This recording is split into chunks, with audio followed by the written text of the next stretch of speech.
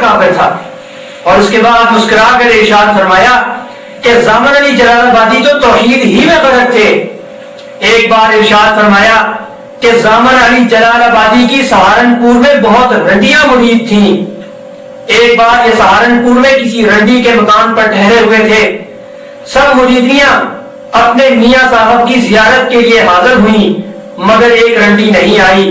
میاں صاحب بولے کہ فلانی کیوں نہیں آئی؟ رنڈیوں نے جواب دیا، میاں صاحب ہم نے اس سے بہترا کہا کہ چل میاں صاحب کی زیارت کو۔ اس نے کہا میں بہت گناہگار ہوں اور بہت روسیا ہوں، میاں صاحب کو کیا منہ دکھاؤں، میں زیارت کے قابل نہیں۔ میاں صاحب نے کہا نہیں جی تم اسے ہمارے پاس ضرور لانا۔ چنانچہ رنڈیاں اسے لے کر آئیں۔ جب وہ سامنے آئی تو میاں صاحب نے پوچھا بھی تم کیوں نہیں آئی تھی؟ اس نے کہا حضرت روسیائی کی وجہ سے زیارت کو آتی ہوئی شرماتی ہوں۔ میاں صاحب بولے بھی تم شرماتی کیوں ہو؟ بھی تم شرماتی کیوں ہو؟ کرنے والا کون اور کرانے والا کون؟ وہ تو وہی ہے۔ رنڈی یہ سن کر آگ ہو گئی اور خفا ہو کر کہا لا حول ولا قوت، اگرچہ میں روسیا گناہگار ہوں مگر ایسے پیر کے منہ پر پیشاب بھی نہیں کرتی۔ میاں صاحب تو شرمندہ ہو کر سر نگو رہ گئے اور وہ اٹھ کر چلی گئی۔ دیکھیے تذکرۃ الرشید جلد نمبر 2 صفحہ نمبر 2۔ یاد ہے کہ حافظ زامن علی کے بارے میں پیر گنگوہی صاحب نے کوئی فتویٰ نہیں دیا، بلکہ مسکرا کر یہ فرمایا ہے کہ زامن علی جلال آبادی تو توحید ہی میں غرق تھے۔ یہ ان لوگوں کی توحید ہے، یہ نرالی توحید ہے جس میں اللہ تعالیٰ کی گستاخی بھی جائز ہے۔ گنگوہی صاحب کا ایک اعلان پیش خدمت ہے۔ عاشق الہی میرٹھی لکھتے ہیں آپ نے کئی مرتبہ بحیثیت تبلیغ یہ الفاظ بزبان فیض ترجمان سے فرمائے، سن لو حق وہی ہے جو رشید احمد کی زبان سے نکلتا ہے، اور بقسم کہتا ہوں کہ میں کچھ نہیں ہوں مگر اس زمانے میں ہدایت و نجات موقوف ہے میرے اتباع پر۔ تذکرۃ الرشید جلد نمبر 2 صفحہ نمبر 17۔ قسمیں کھا کر لوگوں کو اپنے پیچھے چلانے والوں، کیا تمہیں اپنی بھی خیر ہے کہ تمہاری نجات ہوگی یا نہیں؟ کبھی گنگوئی صاحب کی پیروی میں نجات کا دعویٰ کرتے ہو اور کبھی کسی دیوبندی مولوی کی جوتیوں کی خاک اور پاؤں دھو کر پینا باعث فخر اور موجب نجات سمجھتے ہو۔ 10ویں دلیل اشرف علی تھانوی صاحب فرماتے ہیں دستگیری کیجئے میرے نبی، دستگیری کیجئے میرے نبی، کشمکش میں تم ہی ہو میرے نبی، جس تمہارے ہی کہاں میری پناہ، فوج کلفت مجھ پہ آ غالب ہوئی۔ دیکھیے نشر الطیب فی ذکر نبی الحبیب صفحہ نمبر 156۔ یہی تھانوی صاحب قبر پرستی کا ایک واقعہ بطور کرامت بیان فرماتے ہیں کہ میں راوی ملفوظات حضرت کی خدمت میں غذائے روح کا وہ سبق جو حضرت شاہ نور محمد صاحب کی شان میں ہے سنا رہا تھا۔ جب اثر مزار شریف کا بیان آیا آپ نے فرمایا کہ میرے حضرت کا ایک جلاحہ مرید تھا، بعد انتقال حضرت کے مزار شریف پر عرض کیا کہ حضرت نے بہت پریشان اور روٹیوں کو محتاج ہوں، کچھ دستگیری فرمائیے۔ حکم ہوا کہ تم کو ہمارے مزار سے 2 آنے یا آدھ آنا روز ملا کرے گا۔ ایک مرتبہ میں زیارت مزار کو گیا، وہ شخص بھی حاضر تھا، اس نے کل کیفیت بیان کر کے کہا کہ مجھے ہر روز وظیفہ پائی قبر سے ملا کرتا ہے۔ دیکھیے امداد المشتاق صفحہ نمبر 117 فقرہ نمبر 29۔ قبر سے روٹیاں مانگنے والے قصے کے بعد ایک اور قصہ تھانوی صاحب کی زبانی سننے۔ فرمایا مولوی معین الدین صاحب حضرت مولانا محمد یعقوب صاحب کے سب سے بڑے صاحبزادے تھے۔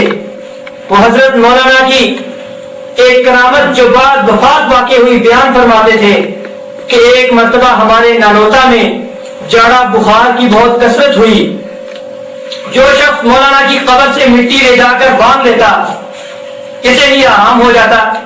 بس اس کثرت سے مٹی لے گئے کہ جب بھی قبر میں مٹی ڈلواؤں تب ہی ختم۔ کئی مرتبہ ڈال چکا پریشان ہو کر ایک دفعہ مولانا کی قبر پر جا کر کہا یہ صاحبزادے بہت تیز مزاج تھے، آپ کی تو کرامت ہو گئی اور ہماری مصیبت ہو گئی، یاد رکھو کہ اگر اب بھی کوئی اچھا ہوا تو ہم مٹی نہ ڈالیں گے، ایسے ہی پڑے رہو گے۔ بس اس دن سے پھر کسی کو آرام نہ ہوا، جیسے شہرت آرام کی ہوئی تھی ویسے ہی یہ شہرت ہو گئی کہ اب آرام نہیں ہوتا، پھر لوگوں نے مٹی لے جانا بند کر دیا۔ دیکھیے حکایات اولیاء یعنی ارواح ثلاثہ، صفحہ نمبر 339، حکایت نمبر 366۔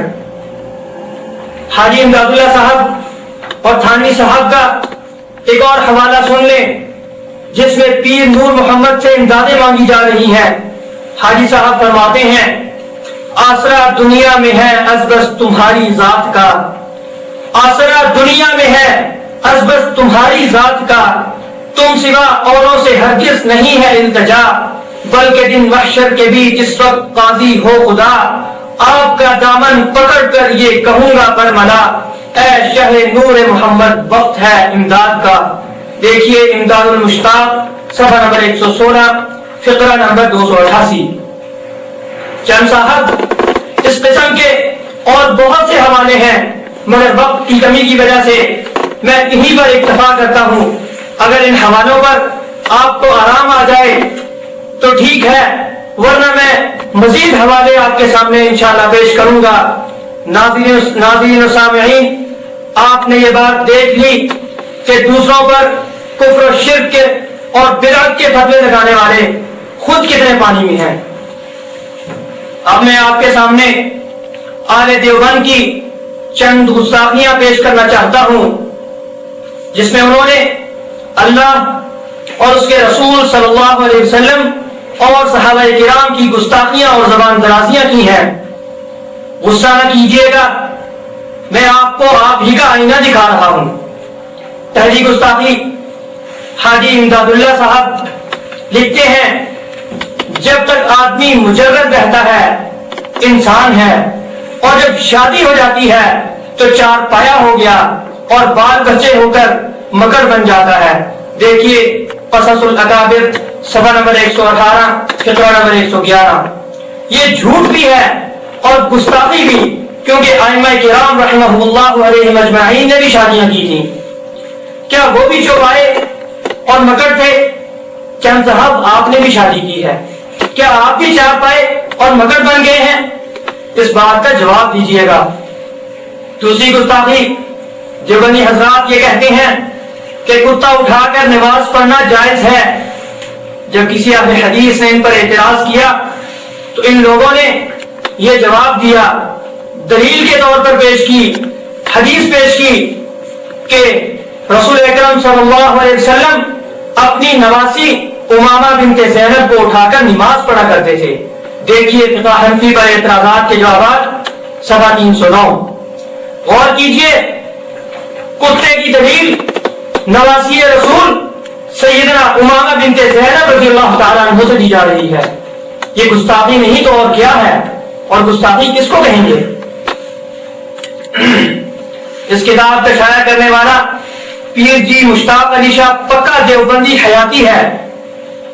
اس میں کوئی شک نہیں کہ نبی صلی اللہ علیہ وسلم نے نواسی کو اٹھا کر نماز پڑھی ہے، مگر اس سے یہ مسئلہ ثابت کرنا بہت بڑی گستاخی ہے کہ کتے کو اٹھا کر نماز پڑھنا جائز ہے۔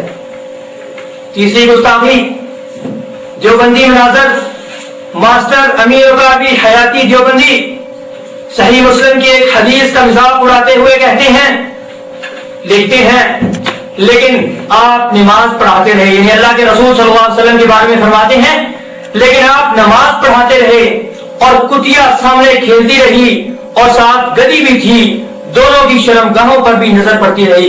استغفر اللہ۔ تجلیات صفدر جلد نمبر 5 صفحہ نمبر 488۔ یہ کتنی بڑی گستاخی ہے۔ یاد رہے کہ تجلیات صفدر امیر وقابی کے دستخطوں سے شائع ہوئی ہے۔ دیکھیے جلد اول صفحہ نمبر 29-30۔ چھٹی گستاخی، چوتھی گستاخی، قرآن مجید کے بارے میں رشید احمد گنگوہی صاحب کا عقیدہ کیا ہے یہ بھی سن لیجئے۔ تذکرۃ الرشید میں لکھا ہوا ہے